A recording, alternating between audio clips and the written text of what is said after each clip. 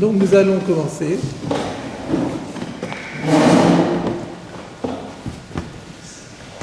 Donc nous reprenons dans notre traité de Shabbat, au troisième chapitre, Daf Mem Gimel Amud Aleph. Je vais rappeler le contexte. Nous avions un enseignement de Rav Chisda qui disait que lorsque une poule risque de pondre sur un plan incliné et qu'on a peur que l'œuf dégringole et qu'il se casse le jour du Shabbat, et on n'a quand même pas le droit de mettre un ustensile pour récupérer cet œuf. Par contre, si l'œuf se trouve dans un endroit plane, mais on a peur que des gens en marchant l'écrasent, on a le droit de le Shabbat d'apporter un ustensile pour le recouvrir. Donc on n'a pas le droit de mettre un ustensile en dessous, mais on a le droit de mettre un ustensile en dessus. Et la question est de savoir pourquoi, quelle est la différence. Et pour expliquer d'où ça vient, quelle est la différence, il y a deux avis dans la Gemara. Il y a celui de Rabbah et celui de Rav Yosef. Nous avons longuement étudié celui de Rabbah, je ne vais pas y revenir pour ne pas compliquer les choses. Et maintenant, on va se concentrer sur l'explication que nous donne Rav Yosef. Donc, qu'est-ce que Rav Yosef nous donne comme explication? Il nous dit Asur levatel kli mecheno, ou en mevatlim kli en mecheno, ce qui veut dire en français qu'on n'a pas le droit d'immobiliser un ustensile, de faire perdre à un ustensile le jour du Shabbat sa fonctionnalité. Or, si dans le cas de la poule par exemple, sachant qu'un œuf qui a été pondu le Shabbat, c'est mouktsé, donc on ne peut pas le déplacer. Si on apporte un ustensile le jour du Shabbat, l'ustensile il est au départ en fonctionnement normal, on peut le déplacer, on peut en faire ce qu'on veut. Si on le place sous la poule et que la poule pond dedans, l'œuf étant mouktsé, on ne pourra plus déplacer, puisque l'ustensile contient du mouktsé, par transitivité, on ne pourra pas déplacer l'ustensile, on l'aura donc immobilisé. Et on n'a pas le droit d'immobiliser un ustensile. Pourquoi est-ce qu'on n'a pas le droit d'immobiliser un ustensile? Rachi avait donné comme explication ici, parce que les gens vont se dire « Ah, on a le droit de fixer le jour du Shabbat des objets. Alors moi aussi, je vais visser, j'ai besoin d'installer quelque chose quelque part, donc je vais le fixer le jour du Shabbat. Ils vont croire que ce n'est pas une melacha. » Donc pour éviter les malentendus, pour éviter les confusions, on a dit qu'on n'a pas le droit de laisser rentrer du mouktsé dans un kéli parce que ça immobiliserait le kéli. Alors ça, on comprend très bien d'après ça le din rapporté par Rav Chisda. Mettre le kéli en dessous, ça immobilise, puisque l'œuf va rentrer dedans, ça immobilise le kéli, donc c'est assourd. Par contre, mettre un ustensile au-dessus de l'œuf pour le protéger comme une cloche, là, l'ustensile reste vide, et donc on peut l'enlever quand on veut, et donc on ne l'immobilise pas. C'est la raison pour laquelle une fois c'est permis, une fois c'est interdit. Et maintenant, nous allons voir qu'Abaye va essayer d'apporter toutes sortes de textes qui semblent indiquer le contraire. Donc nous avons étudié la première objection, je n'y reviens pas, et nous allons passer maintenant à la deuxième objection. Donc la deuxième objection, elle se trouve dans la Gemara. Il faut compter à partir du haut, il y a un certain nombre de lignes, mais je n'ai pas vraiment d'autres solutions. 1, 2, 3, 4, 5, 6, 7, 8, 9, 10, 11 lignes.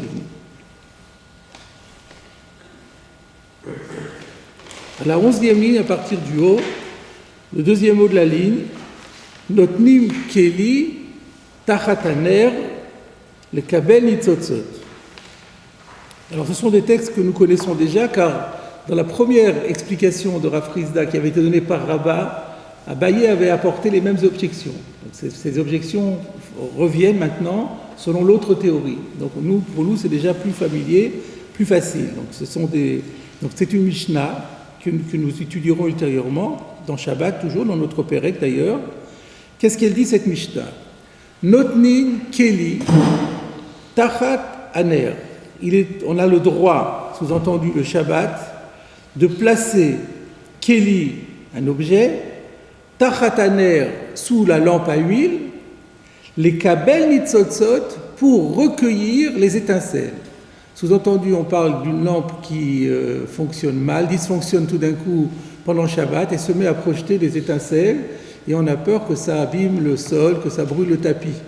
Donc on voudrait mettre à l'endroit où les étincelles tombent, on voudrait mettre un ustensile pour qu'elles tombent dedans et qu'elles ne risquent pas d'abîmer quoi que ce soit. Et sous-entendu qu'on a là une objection. Alors pourquoi on a l'objection ? Parce que les étincelles, c'est mouktsé. Pourquoi c'est mouktsé ? Alors en fait, on peut affiner. Tant qu'elles sont encore incandescentes, on n'a surtout pas le droit de les toucher parce qu'on risque de les éteindre. Et une fois qu'elles sont tombées dans l'ustensile, elles s'éteignent, se transforment en cendre. La cendre, c'est quelque chose qui n'existait pas avant Shabbat, donc c'est nolad, c'est quelque chose qui a été créé et produit pendant Shabbat, c'est comme l'œuf. À ce titre, c'est mouktsé. Donc, de toute façon, c'est mouktsé. Et donc maintenant, cet ustensile qui reçoit ces étincelles qui vont s'éteindre, on ne va plus pouvoir le déplacer à cause de la cendre qui s'y trouve. Et quand même, on dit que c'est autorisé. Donc, on voit que le principe que tu as voulu dire, toi, Rav Yosef, en expliquant Rav Frisda, comme quoi on n'a pas le droit d'immobiliser un kéli, tu vois que c'est contredit par la Mishnah. Mais là, il n'est pas au service du mouktsé. Attendez, de quoi vous parlez ? Qui est-ce qui parle de service ? On avait dit qu'on n'a pas le droit de... J'ai dit que je ne revenais pas à l'explication de Rabat. Pourquoi vous revenez maintenant à Rabat ? On ne connaît pas Rabat. D'accord. L'histoire de service, c'était on n'a pas le droit de déplacer un objet au service de quelque chose de mouktsé, c'était la première interprétation. J'ai exprès pas voulu en parler pour ne pas confondre. Là, on est maintenant selon Rav Yosef, il n'y a pas de règle comme celle-là. La seule règle qui existe, c'est on n'a pas le droit d'immobiliser un kéli, c'est tout. Mais on peut parfaitement déplacer un objet au service d'un autre objet, c'est pas gênant ça. Au service de mouktsé. Selon Rav Yosef, à Diba de Rav Frisda, on a le droit de déplacer un objet non mouktsé au service du mouktsé, il n'y a pas de défense. La seule défense qui existe, c'est d'immobiliser un kéli. Et donc, c'est ça le problème. Alors là, on voit qu'on immobilise un kéli, c'est autorisé quand même. C'est ça le problème. Alors, réponse de la Gemara. Amaravuna, bre de Rav Yoshua, nitzotzot en ba'en mamash. Ravuna, fils de Rav Yoshua, vient au secours de Rav Yosef et répond pour lui à la question de Abaye, ou c'est pas Abaye, peut-être maintenant c'est Messader Hachas, on ne sait pas qui est-ce qui a posé la question. Il dit Nitzotzot, les étincelles, en ba'en mamash, elles n'ont pas de substance, de consistance, encore mieux, merci beaucoup. Elles n'ont pas de consistance. Sous-entendu, on va voir dans Rashi qu'est-ce que ça sous-entend. Regardez Rashi. En ba'en mamash. Vous voyez où c'est dans Rashi ? C'est à hauteur de Tive Abaye Chavit dans la Gemara. En ba'en mamash. Elles n'ont pas de consistance. Ou mutar litelan achar shenaflu letocho. Et on a le droit de les déplacer une fois qu'elles sont tombées à l'intérieur de l'ustensile. Donc nous, on était partis du postulat que ces nitzotzot sont mouktsé, que c'est de la cendre et qui est nolade, et qu'on n'a pas le droit de déplacer, et que par transitivité, on n'aura pas le droit de déplacer l'ustensile qui les contient. Et là, Ravuna Bret Yoshua nous dit non, c'est tellement infime, c'est minuscule, les étincelles, quel centre ça va faire ? C'est un point, c'est rien du tout. Donc c'est trop minuscule pour pouvoir recevoir un statut halachique. Elles sont considérées comme négligeables. Et comme elles sont négligeables, on peut les déplacer. Et comme on peut les déplacer, donc la question tombe complètement. Parce que si on peut les déplacer, l'ustensile également peut être déplacé, et on n'est pas du tout dans la problématique de Bitukin et Reno. Alors, c'est un peu plus délicat que ça.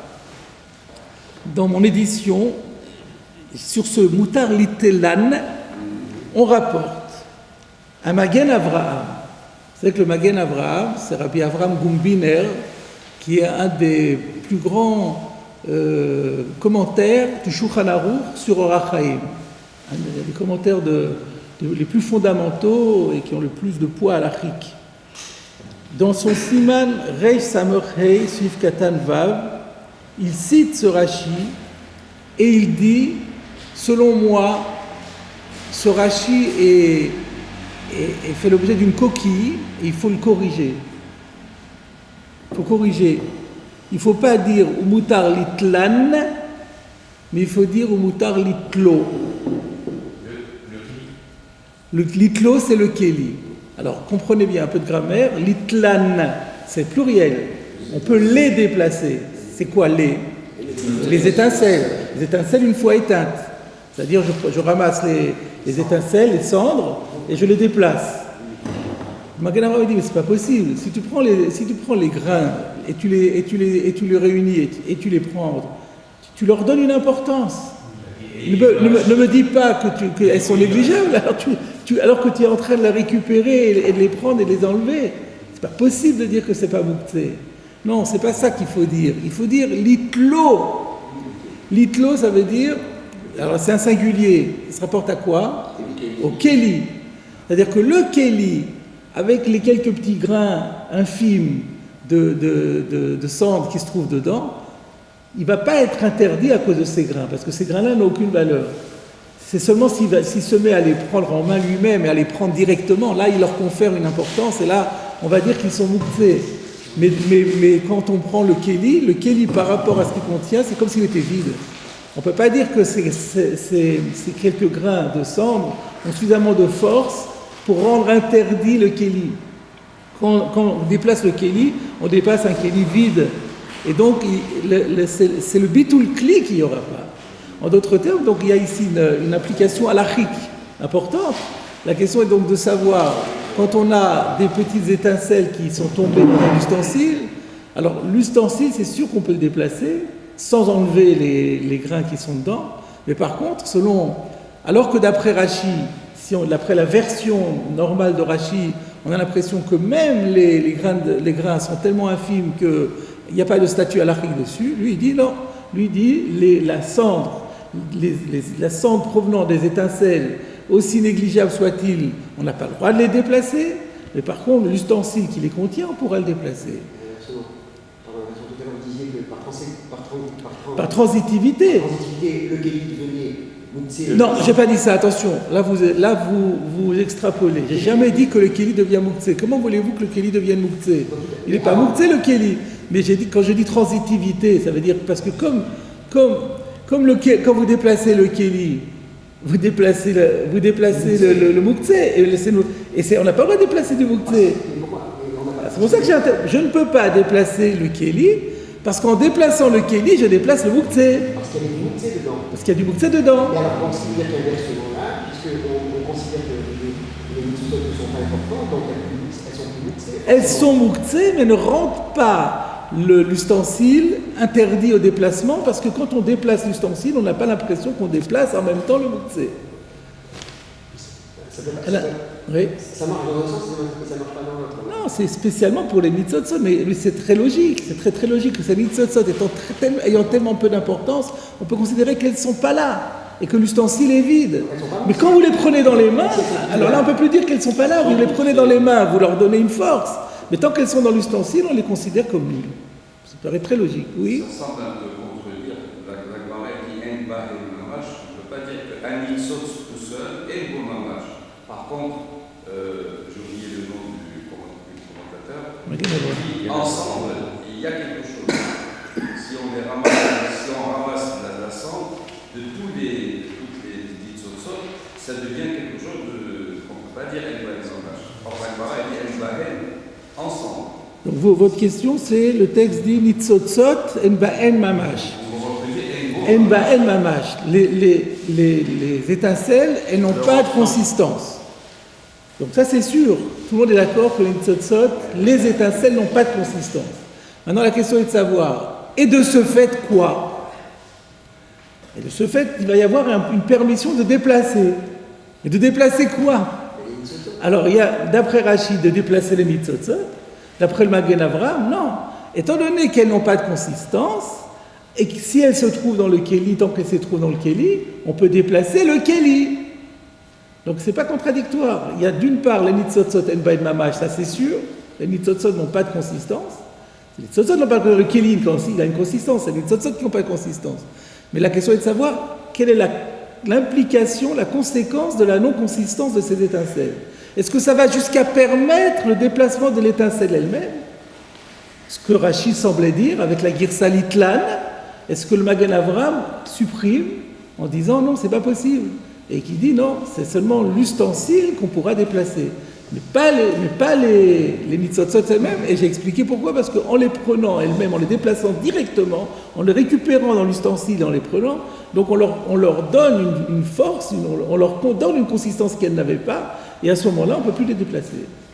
Excusez-moi, il a mis son kéli là, et puis il y a des étincelles, et il veut bouger un peu son kéli, alors il y a encore des étincelles allumées, il peut. Non, parce qu'elle continue à tomber. Donc mais non. Il faut changer la place. Mais non, il a mis. Ça, c'est une question pratique. Il a mis le kéli pour empêcher les étincelles de tomber. Il ne va pas vouloir les enlever tant que les étincelles, tombent. Il veut le placer un peu mieux. Il voit que ça tombe plus d'un côté, il le déplace. Ça change rien. Et alors quel est votre problème? Il y a encore il attend que toutes les étincelles soient éteintes, ou est-ce qu'il peut, parce qu'il y a des étincelles encore allumées. Qu'est-ce qu'on peut faire? On peut le déplacer s'il y a encore des étincelles allumées. Ah, ouais, mais enfin, c'est pas la question. Pourquoi vous posez cette question? On n'a pas maintenant de lampe à huile aujourd'hui. C'est une question à l'achik, c'est pas une question de compréhension du texte. Mais non, c'est. Mamash quand ils sont éteints ou mamash même quand ils sont allumés, c'est ça que ça veut dire. On peut dire. Par rapport à Moukse, on pourrait dire les deux. Je ne sais pas. Quelle importance? De toute façon, une fois qu'elles sont tombées, nous, notre question était, elles sont tombées, et alors est-ce qu'on est mevatel kli? Alors maintenant vous dites, qu'est-ce qui va se passer? On s'en fiche, c'est pas le problème. Est-ce que vous posez la question, est-ce qu'on dira une belle mamache tant qu'elle soit allumée? J'en sais rien, ça m'intéresse pas. Vous voyez ce que je veux dire? C'est l'avis d'un Amora ou c'est l'avis de tout le monde maintenant? Quand c'est cité comme ça, l'Amora machin dit. On est obligé de dire, d'après, comment il s'appelle, d'après Rav Yosef, on n'a pas d'autre solution que de donner cette réponse. Donc si la halakha est comme Rav Yosef, on est loin encore de la halakha, mais si la halakha est comme Rav Yosef, si elle est comme Rav Frisda et comme Rav Yosef, on sera obligé de valider l'explication de Rav Huna et de Rav Yeshua au niveau de la halakha. Et donc d'ailleurs elle est validée, puisque si le Magen Avraham en parle, c'est qu'on est dans la halakha. Est-ce qu'on peut faire une similitude avec ce qu'on a vu la dernière fois? Un moutse qui était affaibli du fait du Moukhan a fait que les Hachamim n'ont pas étendu au Kéli. Est-ce qu'ici aussi c'est pareil? Les nitzotzot n'ayant pas de mamashot, elles sont intrinsèquement moutse, mais pas suffisamment pour ne pas déplacer le Kéli.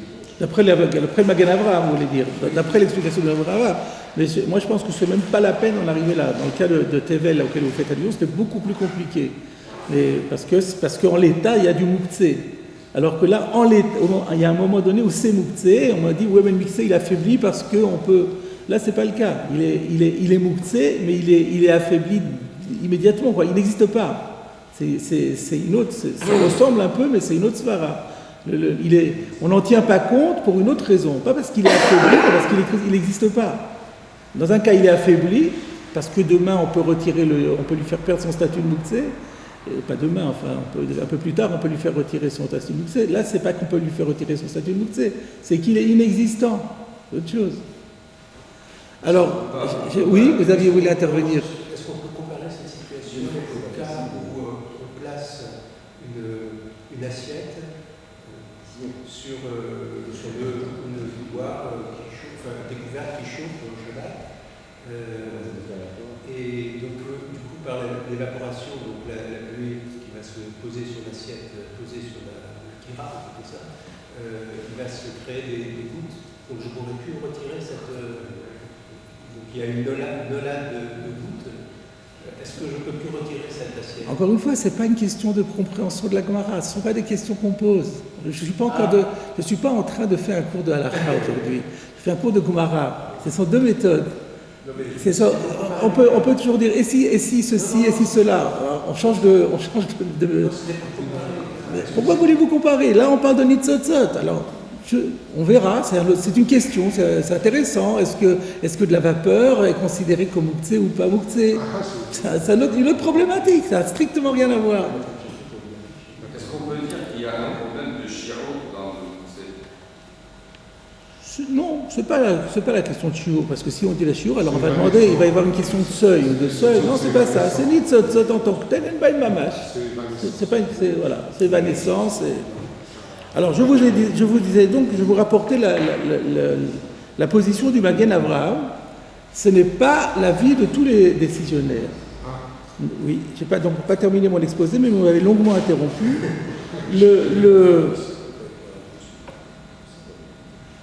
Le Eliyahu Rabbah, qui est un commentaire plus postérieur du Shulchan Aruch, Rabbi Eliyahu Shapira, il dit que c'est quand même difficile d'accepter qu'il faille corriger notre Rashi.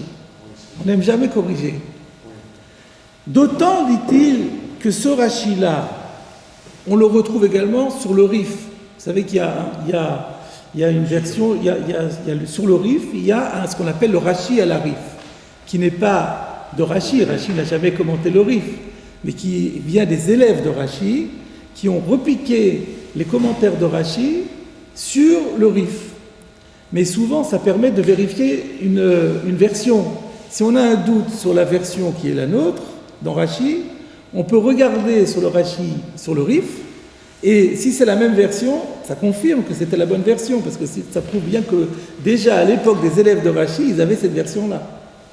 Donc, or, dans la version du Rif sur Rashi, il y a aussi écrit l'Itlan. Deuxième argument, sur le Rif, il y a encore un autre commentateur, que nous connaissons bien, c'est le Ran, qui très souvent, quand il est d'accord avec Rashi, reprend le commentaire de Rashi et n'intervient que quand il a des choses en plus à rajouter. Il s'avère que le Ran rapporte également un commentaire sur Enbaï Mamash et il dit l'Itlan. Donc lui aussi avait dans sa version de Rashi l'Itlan.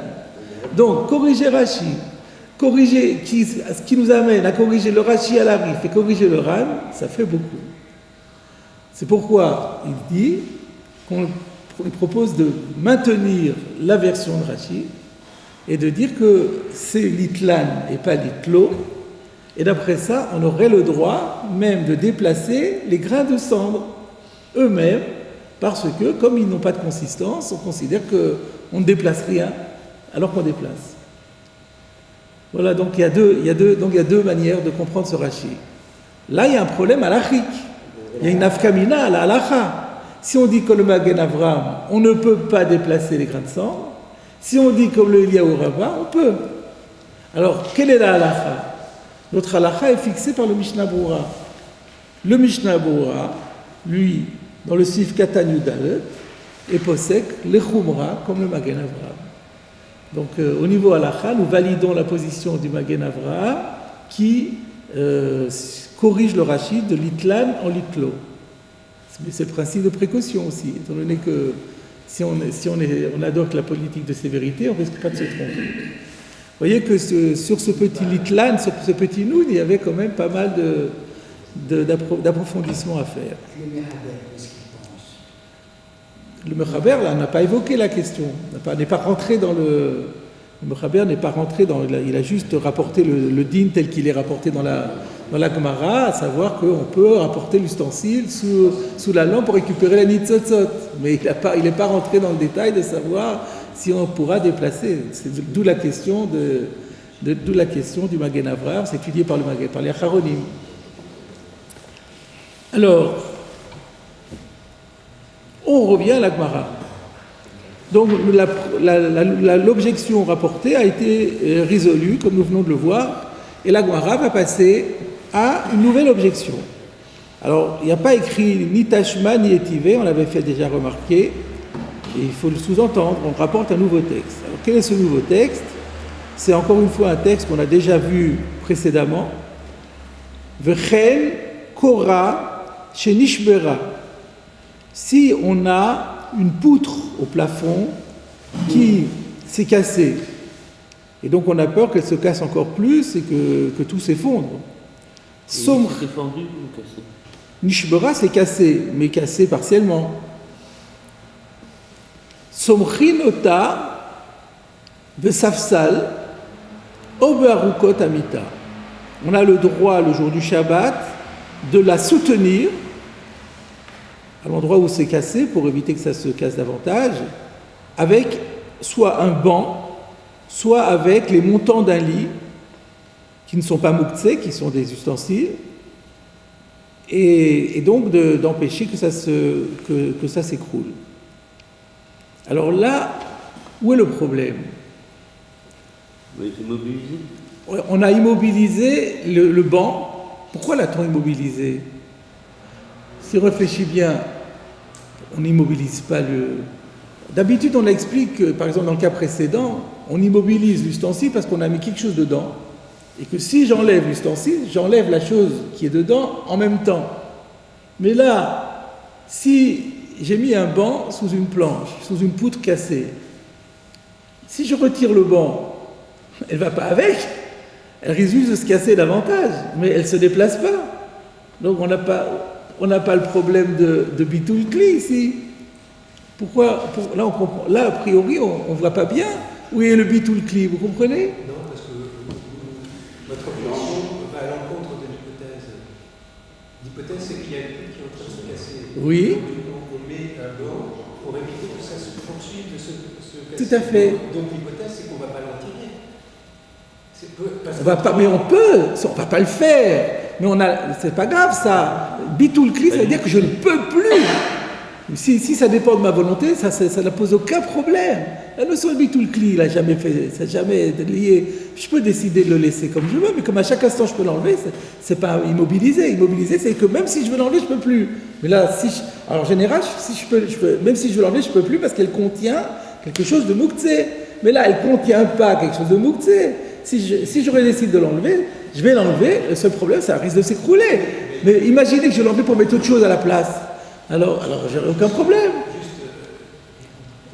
Donc on ne comprend pas, a priori, où est la question. Ce banc devient immobilisable parce que cette poutre qui est en train de menacer de tomber, oui. Lorsque je mets mon banc, ouais. J'arrête cette destruction en train de se faire, ouais. Et lorsque je le retire, ouais. C'est plus comme si c'est moi qui provoquais, c'est moi qui étais à l'origine de la destruction, de la poursuite de cette destruction. Alors d'abord, je vais certainement... Premièrement, je vais... Pardon. Premièrement, je vais probablement jamais faire une chose pareille. Si je l'enlève, c'est pour mettre autre chose à la place. Déjà. Et deuxièmement, si je fais ça, c'est pas lié, c'est pas un problème de... Oui, si vous dites, dans ce cas-là, je suis gorem à Issour, de Stira, et donc ça serait Assour de l'enlever. Alors vous avez raison. Alors là, il y aurait un nouvel Issour qui ne serait pas mouktsé, qui viendrait prendre la place. Alors pourquoi je dis d'accord? Alors s'il va l'enlever, c'est pour mettre autre chose à la place et ça tombe. Alors regardez, Rashi, la question que j'ai posée ne lui a pas échappé. Et voilà ce que Rashi nous explique. V'chein kora v'choule. Quand Rashi dit v'choule, c'est pour montrer que c'est pas les deux mots v'chein kora qui veut expliquer seulement, mais toute la phrase. Donc, de la même façon, une poutre qui s'est cassée, on n'a pas le droit de mettre un banc en dessous. Kasal kadate, celui qui a posé la question, kasal kadate, ça veut dire il lui pense, à ce stade-là il pense, ce qui sous-entend que ça ne va pas rester dans la conclusion.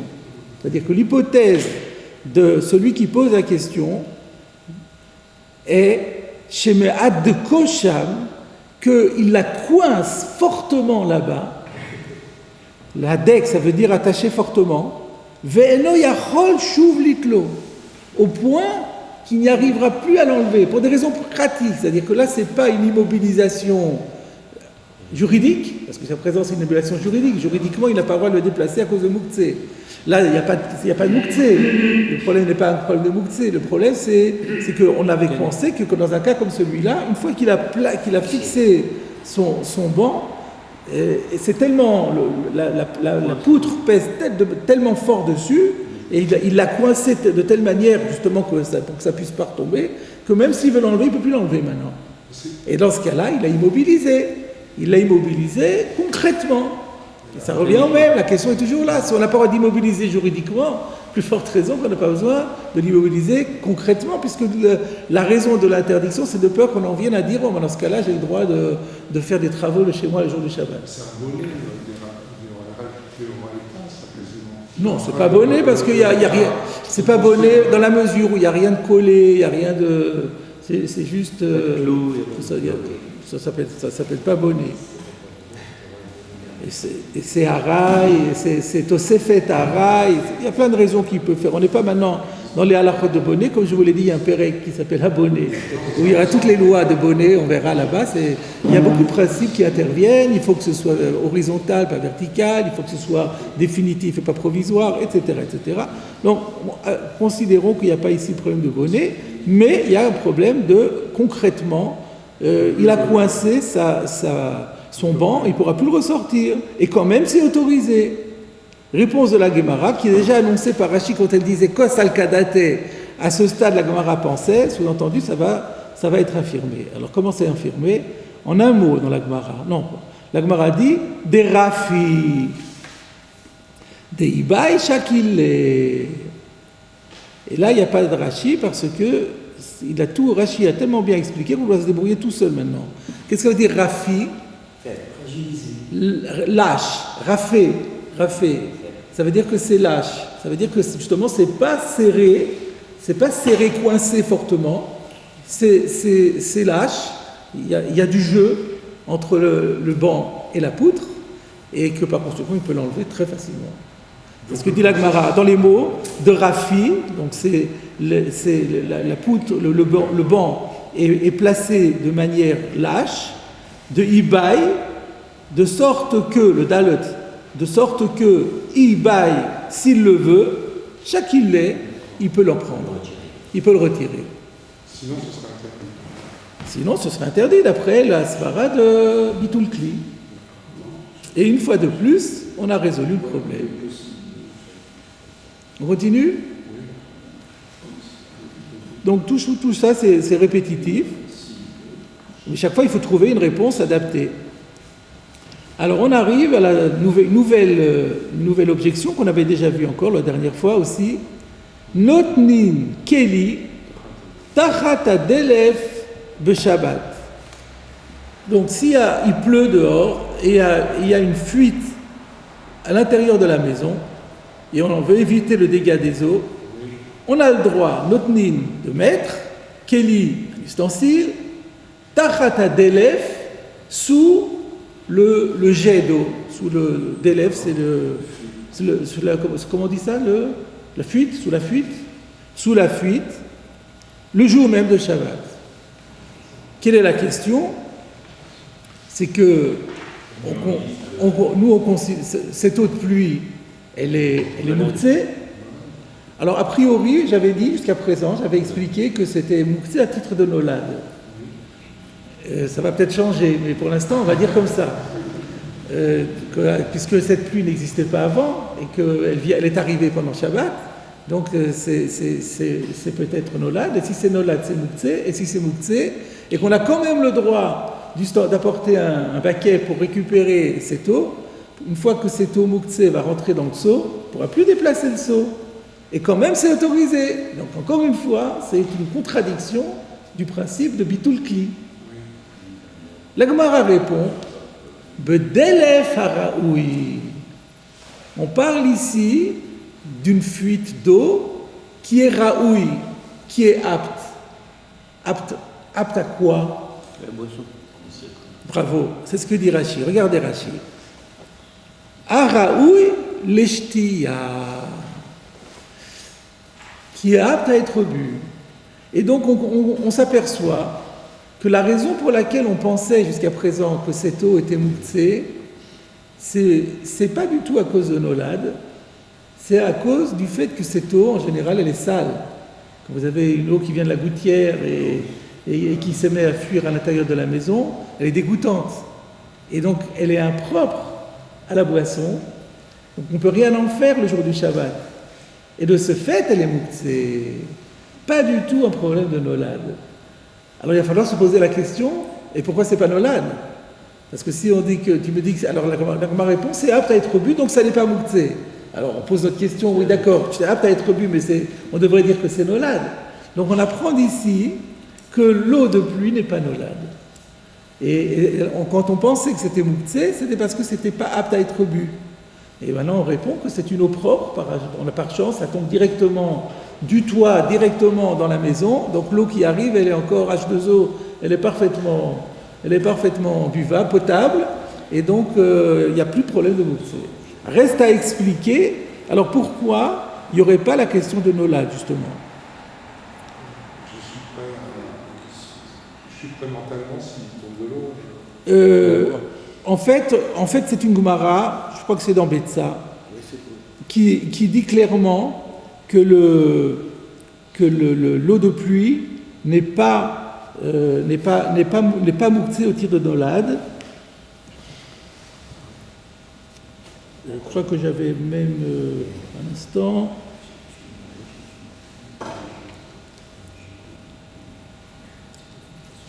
Alors, je ne suis pas sûr.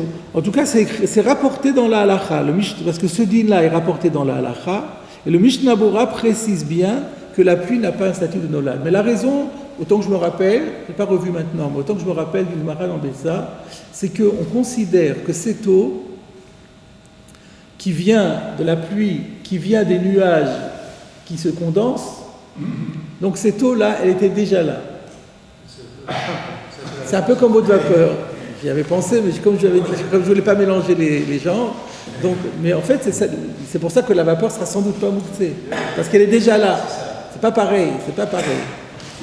Et donc, c'est pour ça qu'on considère l'eau de pluie comme n'étant pas quelque chose de nouveau, parce qu'elle était fondamentalement déjà présente, même si on la voyait pas, elle était inaccessible pour nous, mais elle existait déjà.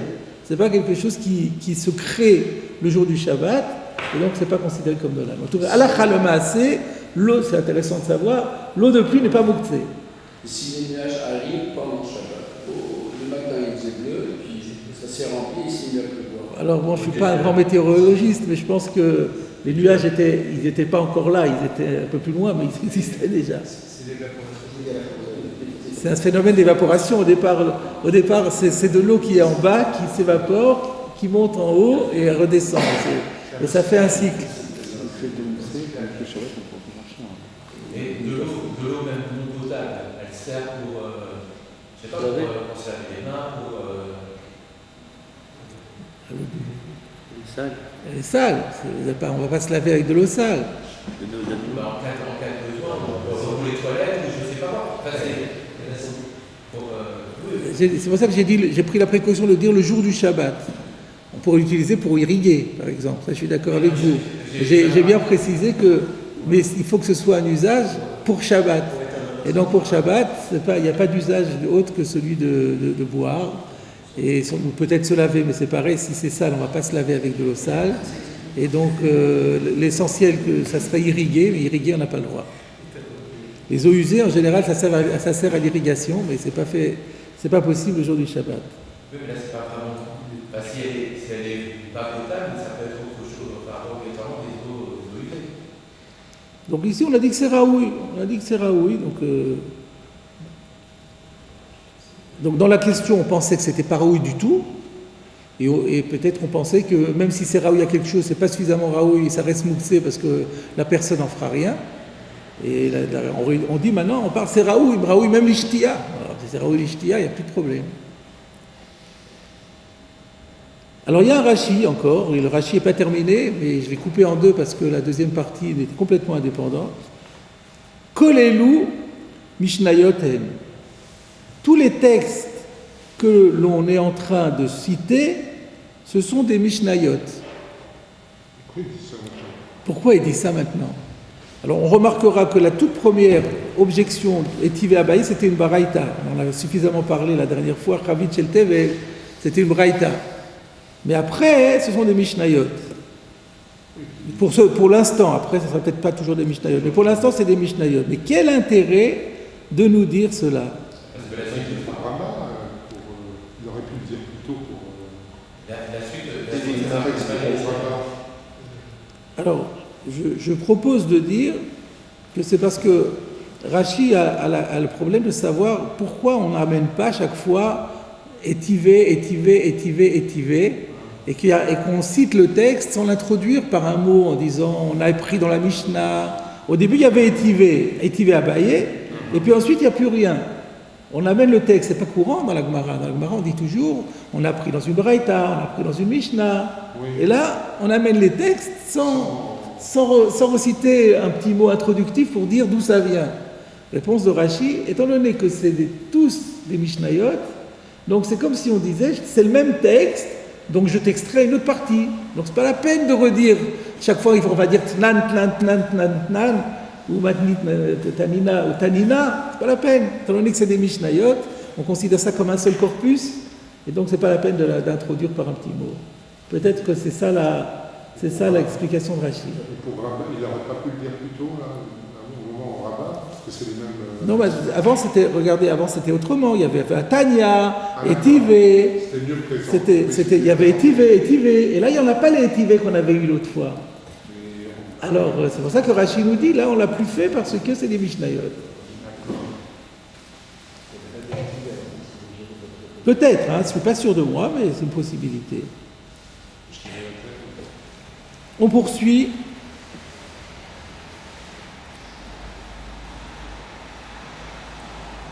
Nous sommes arrivés donc à une nouvelle Mishnah qui nous dit Kofin et asal lifne haefrochin sheyalu veyerdu. Alors, ça veut dire quoi? Donc c'est cité également Daf, on voit dans la Masoret Hachas, Daf Kuf Kafret Amudbet. Ça c'est pas une Mishnah, ça c'est une Tosefta. Mais souvent la Tosefta, Rashi la confond avec la Mishnah. Des fois, quand on dit Mishnah au sens large, ça peut englober la Tosefta, parce que la Tosefta, c'est quoi? Ça s'appelle Tosefta, c'est une Braïta, mais pourquoi on l'appelle Tosefta? Parce que c'est un ajout à la Mishnah, une sorte de complément à la Mishnah. Donc ça peut, des fois dans la Gemara, on assimile les Toseftot à une sorte d'appendice de la Mishnah. Ouais, tout à fait. Alors, que dit cette Tosefta? On a le droit de kofin, de renverser, et à salle le panier, c'est-à-dire on le met à l'envers, c'est-à-dire que le fond va se retrouver au-dessus.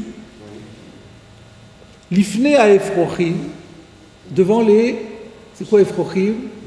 Les poussins, nous avions ça dans la paracha hier. Efrochim ovetzi, les oisillons. Sheya alou veyerdu, pour qu'ils puissent monter et descendre. Ça veut dire monter et descendre de où? Sur le panier. Sheya alou, mais pourquoi leur mettre un panier pour monter et descendre? Pour s'amuser, pour qu'ils puissent s'amuser sur le panier? Non, je ne crois pas que ce soit ça. Je vais vérifier si Rachid dit quelque chose d'Afkouf Kafret à Moudbet. Moi, j'ai compris autrement. Ah, c'est ça? Vous voyez? Non, Rachid ne dit pas. C'est... Alors, pourquoi ils disent que c'est une Tosefta? C'est une Mishnah? Attendez. Pourquoi je vous ai dit que c'est une Tosefta? Yud. C'est bizarre. Premier de la Tosefta, c'est une Mishnah, c'est la Mishnah d'Afkouf Kafret Amudbet. Kofin et Asa Lifna Efrochin, Kedesh Yalou Veyerdu. C'est écrit, donc c'est vraiment c'est une Mishnah normale. Mais pourquoi alors? Pourquoi on ferait ça? Moi j'avais compris autrement. Moi j'avais compris que le poulailler est en hauteur. Il monte. Et donc le poussin n'est pas, qui ne vole pas encore, il ne peut pas monter directement du sol, donc il va se balader sur le sol, et puis après il veut rentrer dans son poulailler pour dormir la nuit, et il n'arrive pas, c'est trop haut. Donc on va lui mettre un petit panier, chez Yahalou, un escabeau, pour servir d'escabeau, pour qu'il puisse monter dans le poulailler et descendre du poulailler. Donc c'est une sorte d'escabeau qui leur permettra de... C'est comme ça que j'avais compris moi. Par terre. On les met par terre. Kofi, il est à salle, on le met par terre. Oh non. La protection animale, qu'est-ce que vous en faites? Chasser en plus. Non, c'est pas chez Yalou Veyerdou. C'est pour leur servir de marchepied en fait. Un escabeau. La question que vous posez, en quoi on le fixe? Ah, ça c'est un problème. En quoi on le fixe dans ce cas-là? On peut l'enlever sur autre chose. À partir du moment où on doit jouer dessus, on peut plus bouger. Alors, c'est ce que dit. Alors, regardons la suite de la Gemara. C'est vrai, donc a priori, là, on ne comprend pas tellement la question. Parce qu'on a mis un escabeau pour les poussins. Donc, les poussins, c'est Mouktsé. Baal-Chai, tous les êtres vivants, le jour du Shabbat, sont Mouktsé. Ça, je comprends. Donc, c'est sûr qu'au moment où le poussin est dessus, alors là, je n'ai pas le droit de déplacer mon panier, c'est clair. Mais comme ils ne sont là que pour quelques instants, puisqu'ils vont monter, ils vont descendre, ils vont rester un petit peu peut-être, mais pas longtemps. On n'immobilise pas l'escabeau. Donc, où est la question ici? Jusque-là, c'était simple. Chaque fois qu'on voyait une question, elle coulait de source. Mais là, on ne voit pas vraiment la question. C'est le problème un peu de ce passage. Il faut qu'on comprenne où est la question. Alors, la première règle, quand on ne comprend pas, qu'est-ce qu'on fait? On continue. Oui, d'abord, on regarde s'il y a Rashi, mais il n'y a pas de Rashi. Vous avez raison, il n'y a pas de Rashi. Alors on continue. Souvent de la suite, on arrive à comprendre qu'est-ce qu'on avait pensé avant. Alors qu'est-ce qu'il répond la Gemara? Voyons la réponse. Kassava, mutar le taltelo. Ce Tana pense que le panier, on a le droit de le déplacer. Donc, qu'est-ce que ça prouve? D'abord, c'est ce qu'on a dit nous. La réponse de la Gemara, c'est ce que nous on a dit. Mais on peut le déplacer. Mais simplement, on comprend de la réponse que la Havamina était qu'on ne peut pas le déplacer. Et on ne comprend pas la Havamina. Vous voyez? Alors, on va essayer de continuer encore. Peut-être que dans la suite, on va encore avoir des éléments. Donc, quelque part, on est rassuré par la réponse. La réponse va dans le sens de ce que nous, on pensait. Notre question est, mais quelle était la Havamina? Kassavar, il pense, vous entendez, il pourrait penser autrement. Mais comment pourrait-on penser autrement? Il a été muté à un certain moment, pendant que l'invasion était dessus. On aurait pu croire qu'il resterait muté sur la fonction. Oui, à quel titre? C'est ça la question, à quel titre? Mais vous avez raison, on va trouver un titre. On va probablement trouver un argument. Mais je vous propose d'avancer encore un tout petit peu dans la Gemara.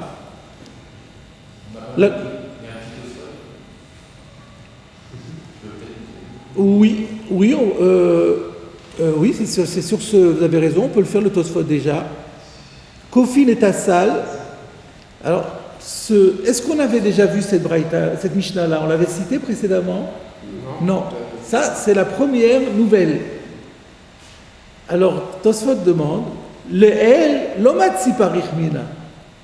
Plus haut, c'est-à-dire dans la série des objections qu'on faisait, non pas à Rav Yosef, mais à Rabbah, qui avait expliqué Rav Frisda, non pas à cause de Bitul Kli, mais à cause de Atzala Metsuya Itiru, Atzala Sheena Metsuya Lo Itiru. Pourquoi on n'a pas apporté ce texte-là comme objection? C'est ça la question sous-entendue de Tosfot. Et Tosfot répond directement. Plus haut, sous-entendu à propos de Rabbah, Lomatsi Parichmina. On ne pouvait pas apporter d'objection contre Rabbah en disant, regarde, tu vois comment ça se fait qu'on s'est autorisé de Hatzala Metsuya, parce que ça c'est une Hatzala Metsuya, c'est un besoin qui est très fréquent. Les poussins, ils ont besoin en permanence d'aller au poulailler, de sortir du poulailler, donc c'est un besoin fréquent. Et c'était justement la règle qu'il avait dit. Rabbah, quand c'est un besoin fréquent, c'est autorisé, c'est quand un besoin qui n'est pas fréquent que c'est pas autorisé. Et toutes les objections qu'on avait faites, c'est parce qu'on pensait que c'était des besoins non fréquents et que c'était quand même autorisé. Mais si c'est un besoin fréquent, la question n'existe pas. Donc on n'avait pas lieu d'apporter ce texte comme objection à Rabbah. Par contre, maintenant que le principe de Rav Yosef, ça n'a plus rien à voir avec Hatzala Metsuya, c'est Bitul Kli, là il y avait une question parce qu'on pensait que ça s'appelait Bitul Kli. Et notre difficulté à nous est de comprendre pourquoi on pensait que c'était Bitul Kli. Mais on va dire, comme vous avez proposé, c'est de dire qu'on pensait qu'il suffit que ce soit à un moment donné Mouktsé pour rester Mouktsé jusqu'à la fin du Shabbat. Si on peut trouver une thèse comme celle-là, on aura résolu le problème. Mais je peux déjà vous donner une autre réponse qui est proposée par le Ritva. Le Ritva dit que la Gemara pensait qu'étant donné que lui, il a consacré ce panier à cet usage. À savoir que, parce que les poussins, c'est clair qu'ils en ont besoin tout le Shabbat. Donc, dans son esprit, il a condamné le panier à cet usage. Donc, à l'entrée du Shabbat, à cet usage-là. Donc, il a mis de côté, il a dit, bon, avant Shabbat, à l'entrée du Shabbat, qu'est-ce qu'il a installé avant? Il a mis son dispositif, bien sûr, avant Shabbat, il a peut-être mis déjà en semaine, probablement c'est déjà avant en semaine. Donc ce panier-là, il est condamné pour cela, et qu'est-ce que ça veut dire Moukhtse? Vous vous rappelez l'étymologie du mot Moukhtse? Moukhtse mida'ato. Ça veut dire il l'a sorti de son esprit, dans son esprit, il a renoncé à l'utiliser quoi qu'il arrive. Donc la Gemara pensait que puisqu'il a assigné à ce panier cette fonction pour tout Shabbat, il l'avait complètement écarté de son esprit, il avait exclu tout usage de cela, et que ça le rendait Moukhtse. Voilà quelle était la avamina de la question. Et la Gemara dit non, pas du tout, il l'a pas vraiment condamné, ou même si on dit qu'il l'a condamné, c'est pas suffisant. Là, on peut expliquer de différentes manières que ça ne suffit pas, ça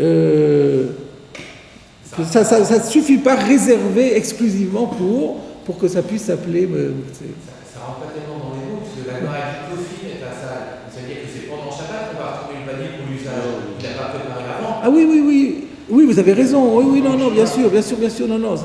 Quand j'ai dit avant Shabbat, non, puisque sinon il n'y aurait pas de problème de bitul kli. Non, bien sûr, vous avez raison. Kofin est... Oui. Kofin est à salle, il venait à Efrochi. Non, c'est pas l'entrée de Shabbat. Bien sûr, c'est après le Shabbat rentré, sinon il n'y aurait plus d'objection. Puisque avant Shabbat, je vais faire ce que je veux. Non, Kofin est à salle. Là, j'ai effectivement, Et à ce moment-là, il peut remplacer en disant je l'enlève de mon cerveau. Kofin est à salle, il venait à Efrochi. Donc ça veut dire qu'on parle de quelqu'un. C'est vrai, c'est le jour du Shabbat que tout d'un coup il pense à ça et que le besoin se fait sentir, ou je ne sais pas quoi. Et on l'autorise à faire. Et la Gemara pensait qu'à partir du moment où, en plein milieu du Shabbat, vous avez raison, je corrige cette partie de la phrase était fausse. Au milieu du Shabbat, il décide d'affecter ce panier à cette fonction. Et là, il le réserve à cela exclusivement. Et dans son esprit, maintenant jusqu'à la fin du Shabbat, c'est terminé. On aurait pu penser la Gemara pensait que ça le rend Moukhtse. Et ça rend pas. Et c'était ça la question, ça devrait le rendre Moukhtse. Oui, c'est la définition de Moukhtse. Et la Gemara répond non, c'est pas suffisant. C'est pas un yichoud suffisant, ça ne s'appelle pas yichoud. Kassavar, mutar le taltelo. On considère que, non, c'est pas parce qu'il a mis là que pour autant ça s'appelle déjà Moukhtse. Voilà ce que propose donc c'est une question de yichoud. Est-ce que cette réservation à cet usage, elle est suffisante pour créer un digne de Moukhtse ou pas? Ça serait ça le débat selon le Ritva. Mais après, dans Tosfot, on va peut-être trouver une autre piste. D'autant plus que, d'accord, il va réserver le panier, mais dans sa tête, il peut avoir à le changer par un autre panier. Pourquoi? Imaginons que le panier, il est grand et qu'il a besoin de mettre des fruits dans un autre panier. Il dit, tiens, pour les poussins, je change